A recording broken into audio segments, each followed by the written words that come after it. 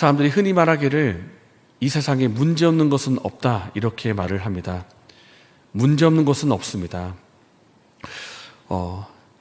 딱 한 군데 문제없는 것이 있는데 어딜까요? 바로 무덤입니다. 무덤에는 아무 문제가 없습니다. 문제도 없고 반응할 사람도 없기 때문입니다. 이 말이 주는 의미는 이 땅을 살아가는 모든 사람에게 크고 작은 문제가 다 있다는 뜻일 것입니다. 모든 사람에게 크고 작은 문제가 있고 이 문제 저 문제 가지고 근심하고 걱정한다는 뜻입니다. 현재 이 자리에 계신 그리고 방송을 보시는 여러분에게는 어떤 문제가 있으십니까? 제가 한 사람 한 사람 다 여쭤보진 않았지만 이런 문제가 아닐까 생각합니다. 직장의 어떤 업무 처리 문제, 혹은 자녀에 대한 문제, 필요한 재정 때문에 갖는 문제, 이런 여러 가지 문제들이 우리 주변에 있으리라고 생각이 듭니다. 우리가 살아가는데 여러 가지 걱정거리들이 있고 문제거리들이 다 있다는 뜻입니다. 오늘 본문에 나오는 바울도 걱정이 있었을까요? 있었습니다. 사실 사도 바울은 우리가 겪고 있는 문제보다, 우리가 갖고 있는 근심거리보다 더 많은 문제들이, 걱정거리들이 있었습니다. 어떤 문제가 하면 복음을 전하면서 또 교회를 세워나가면서 겪었던 문제들이 많이 있었다는 것입니다. 복음을 전하다가 사람들의 핍박을 받기도 하고, 심지어 돌에 맞기도 하고, 도시에서 쫓겨나기도 하고, 심지어 사도 바울이 복음 전하는 것을 막기 위해서 암살단을 조직해가지고 사도 바울을 쫓아오기도 했습니다. 이런 외부적인 문제가 있는가 하면 사도 바울의 내면적인 마음의 문제도 있었습니다. 어떤 문제인가? 교회를 세워나가면서 교인들을 만나면서 겪었던 문제들, 바울의 마음에 근심이 되었던 문제들, 왜 여기 이 교회는 문제가 이렇게 많은가, 그리고 왜 이 교회 교인 가운데는 병이 난 사람이 있는가, 이걸 걱정하면서 사도 바울이 또 근심을 했다라는 것입니다. 사도 바울이 근심했던 교회 가운데, 그리고 사도 바울을 근심하게 만들었던 교회 가운데 아주 유명한 교회가 있습니다. 바로 오늘 본문의 배경이 되는 고린도 교회입니다. 고린도 교회에 무슨 문제가 있었습니까? 파를 만들어서 서로 끼리끼리 있던 문제가 있었는가 하면 우상의 제물을 먹던 문제가 있었고, 예배를 무질서하게 드리는 문제가 있었고, 은사를 남용하는 문제가 있었고, 또 사랑이 없던 문제가 있었고, 성적으로 부도덕한 문제가 있었고, 심지어 사도 바울을 이제 의심하거나 사도성을 의심하는 그런 문제도 있었습니다. 다른 사도들은 예수님과 함께 다녔다고 하는데 바울 당신은 왜 그때 예수님과 함께 다니지 않았습니까? 다른 사도들은 아내를 데리고 다니는데 왜 당신은 아내가 없습니까? 당신이 쓴 편지는 그렇게 힘이 있고 능력이 있어 보이는데 왜 당신이 직접 설교를 하면 왜 이렇게 힘이 없어 보입니까? 왜 당신은 혼자 다닙니까? 이렇게 트집을 잡는 것을 보면 사도 바울은 왜 당신은 우리와 같이 똑같은 신발 신지 않습니까? 신발 가지고도 트집 잡겠다는 그런 생각이 들 정도인데, 이렇게 사도 바울에게 문제가 주변을 둘러싼 문제거리들, 근심거리들이 많았다라는 것입니다. 이 고린도 교회가 어떤 교회입니까? 사도 바울이 1년 반 넘게 그 지역에 있으면서 직접 복음을 전해서 세웠던 교회가 이 고린도 교회입니다. 그런데 고린도 교회 교인들이 담임 목사님은 바울을 의심하는 것입니다. 이렇게 의심은 아주 잘하면서도 거짓 사도가 들어왔더니, 거짓 교사가 들어왔더니 그거는 또 호용을 하는 그런 교회. 이걸 보니까 바울이 왜 근심을 하지 않았겠습니까? 이 걱정거리도 많은 것입니다. 이 사도 바울의 근심거리들, 걱정거리들, 그 무게를 측정한다면 우리가 갖고 있는 것보다, 우리가 살아가면서 겪는 것보다 훨씬 더 무게감이 있는, 무거웠던 문제가 바울에게 있지 않았는가, 이런 생각이 듭니다. 그런데 바울은 이 많은 근심, 이 많은 문제임에도 불구하고 그 문제와 근심에 매몰되거나 파묻히는 삶을 살지 않았습니다. 오히려 그 가운데 기뻐하는 삶을 살았고요. 겉으로 볼 때는 저러다가 바울이 살 수 있겠나, 저러다 사역 끝마칠 수 있겠는가, 참 걱정된다, 이런 걱정이 될 만큼 여러 가지 문제와 걱정거리들이 사도 바울의 주변에 많았지만은 거기에 매몰되지 않고 함몰되지 않으며 오히려 그것을 넘어서는 기쁨을 누리며 살았다라는 것입니다. 바울이 그랬다라는 것입니다. 그 비결이 무엇인가? 바울의 그 근심 가운데 그 근심을 넘어서게 만드는 하나님의 위로가 바울에게 있었기 때문입니다. 함께 6절과 7절의 말씀을 읽겠습니다. 그러나 낙심한 자들을 위로하시는 하나님이 디도가 옴으로 우리를 위로하셨으니 그가 온 것뿐 아니요 오직 그가 너에게서 받은 그 위로로 위로하고 너의 사모함과 애통함과 나를 위하여 열심 있는 것을 우리에게 보고함으로 나를 더욱 기쁘게 하였느니라. 아멘. 방금 읽은 6절과 7절 가운데 우리가 주목해서 볼 부분이 있습니다. 그것은 바로 6절에 나오는 그러나입니다. 그러나.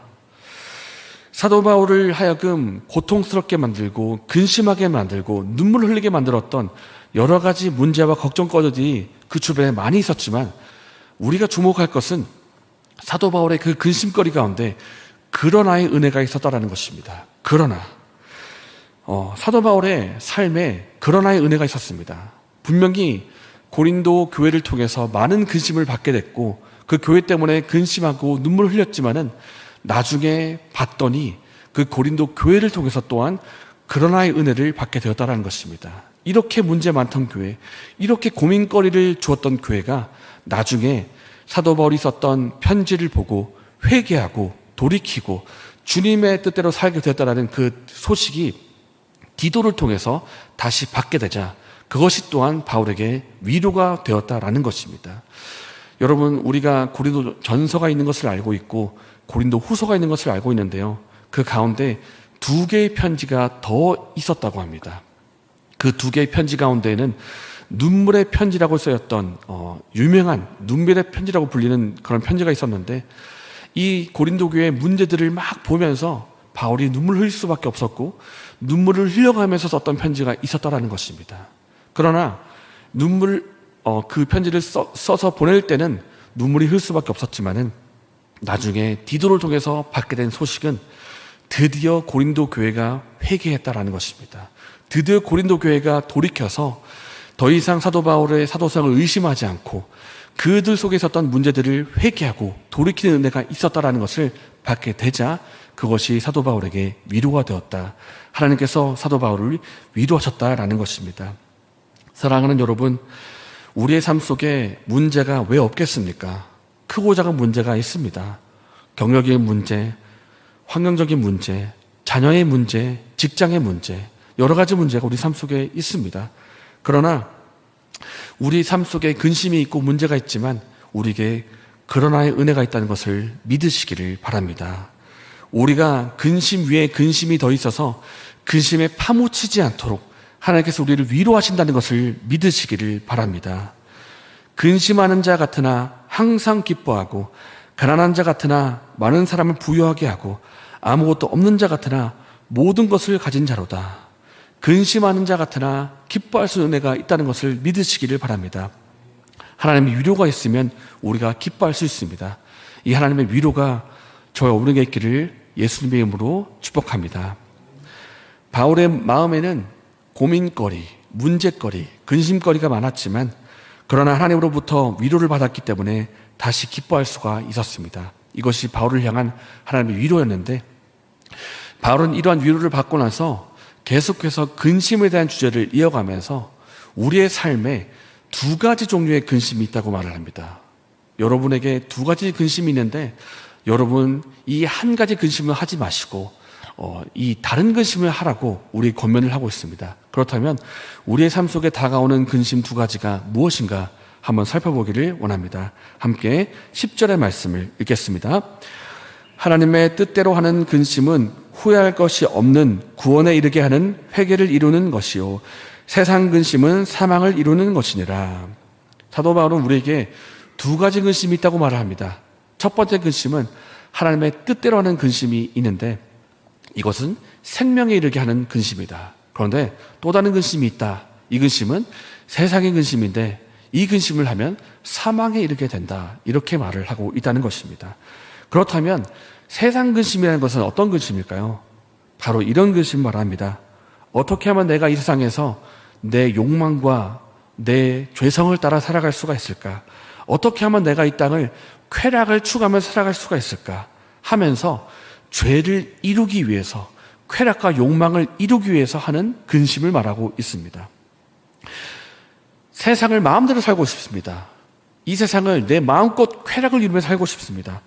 다른 사람을 속여서라도 내가 돈을 많이 벌고 싶고 다른 사람의 해가 될지라도 내가 좋으면 그 좋은 것을 이루고 싶어 합니다. 그런 근심을 내가 어떻게 하면 내가 죄를 지으며 살 수가 있을까 하면서 근심하는 그런 근심이 있다는 것입니다. 다른 사람을 속이고 다른 사람을 해를 가하면서 내가 원하는 것을 이루고자 합니다. 그런데 그렇게 하면서도 죄에 대한 결과와 그 쓰디쓴 결과를 보면서 근심하게 된다라는 것입니다.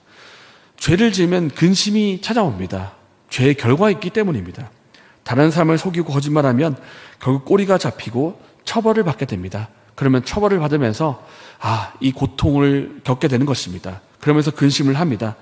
돈을 최고로 여깁니다. 돈을 이 세상의 최고의 가치로 여기면 결국 돈의 노예가 될 것이고 돈 때문에 몸과 마음이 망가지는 결과를 보게 될 것입니다. 그 망가진 자신의 몸과 마음을 보면서 고통을 겪게 되는 것입니다.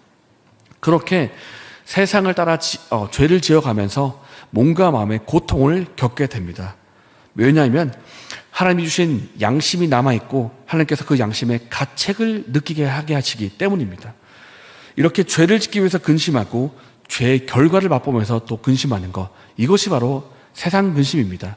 근데 문제가 무엇이냐면 세상 근심은 그렇게 죄의 결과 때문에 쓰디쓴 그런 고통을 맛보면서도 문제가 뭐냐면 후회하면서도 회개는 하지 않는다는 것이 바로 문제입니다. 회개하지 않는다는 것입니다. 거짓말하니까 인간관계가 엉망이 되는구나. 내가 인간관계 망가지는 것을 보니까 참 후회가 된다. 내가 돈이 최고인 줄 알았는데 몸과 마음이 망가지고 삶이 피폐해져 가는구나. 정말 후회가 된다. 내가 가정을 지키지 않으니까 가정이 파괴되고 집안이 엉망이 되는구나. 이것이 내게 고통이 되고 내가 쓰디쓴 결과를 보게 되는구나. 이렇게 죄를 짓기 위해서 근심하고 죄의 결과를 보면서 또 근심하지만은 문제가 뭐냐면 회개하지 않습니다. 돌이키지 않습니다. 그러면서 계속해서 죄를 향해서 나아가는 그런 것이 바로 세상 근심이라는 것입니다. 마치 가룟 유다처럼 가룟 유다가 예수님을 이제 배신하고 예수님을 그들에게 팔아 넘겼을 때 그 양심의 가책을 느낍니다.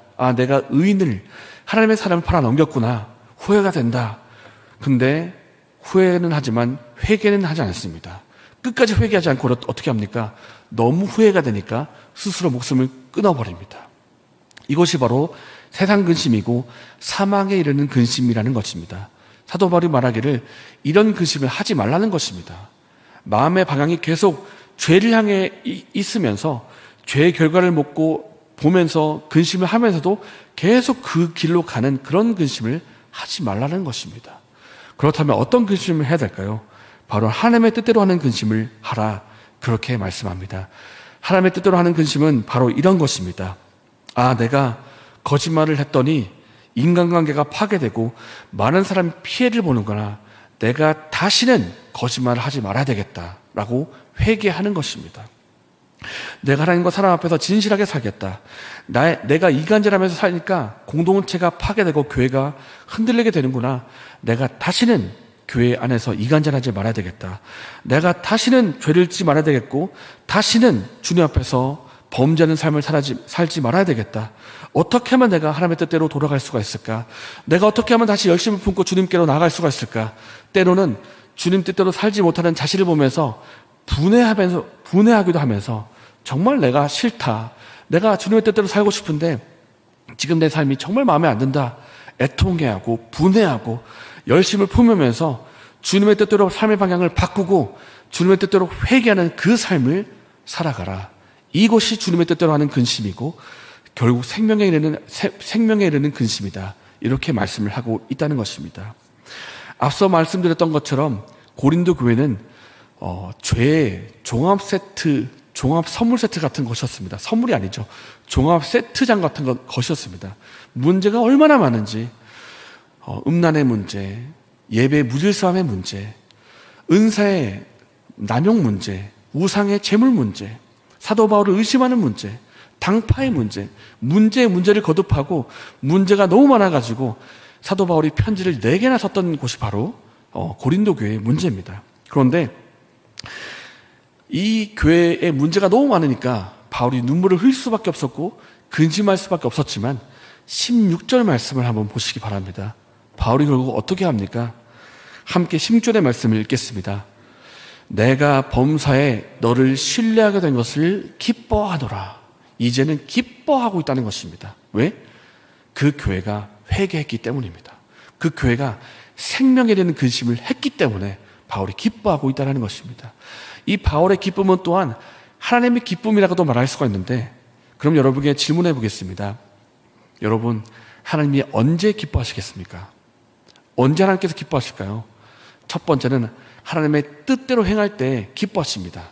두 번째는요, 우리가 하나님의 뜻대로 근심할 때 기뻐하십니다.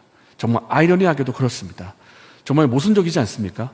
우리가 애통하고 근심하는데 하나님이 기뻐하십니다. 그런데 우리가 눈물 흘리는 거, 고통받는 것 자체를 좋아하신다기보다는 우리가 그 근심을 통해서 죄로부터 회개하고 주님의 뜻대로 돌이키는 결과를 맺기 때문에 주님께서 그 결과를 보시면서 기뻐하신다라는 것입니다. 그렇기 때문에 사랑하는 여러분, 우리가 세상 근심이 아니라 하나님의 뜻대로 하는 근심을 하기를 원합니다. 우리 삶 속에 나도 모르게 범죄함을 키워왔고 죄의 열매가 자라오는 삶을 살았다면 그것에 대해서 애통해하고 근심하고, 내가 어떻게 하면 이 죄를 버릴 수가 있을까? 내가 어떻게 하면 주님의 뜻대로 삶의 방향을 바꿀 수가 있을까? 내가 어떻게 하면 주님께로 더 가까이 나갈 수 있을까? 근심하면서 애통할 때 주님께서 그 결과를 바라보시면서 기뻐하신다라는 것입니다. 우리가 그 근심을 하기를 소망합니다. 하나님께서 이제는 우리가 죄에 대해서 돌이키고 애통하고 주님 뜻대로 용서를 구하면서 회복하는 은혜를 얻기를 소망합니다. 간절함과 열정을 가지고 주의 도심을 구하고 나아갈 때 주님께서 그 문제를 해결할 수 있도록 우리에게 은혜를 베풀어 주실 것입니다. 이러한 은혜가 저와 여러분에게 있기를 예수님의 이름으로 축복합니다.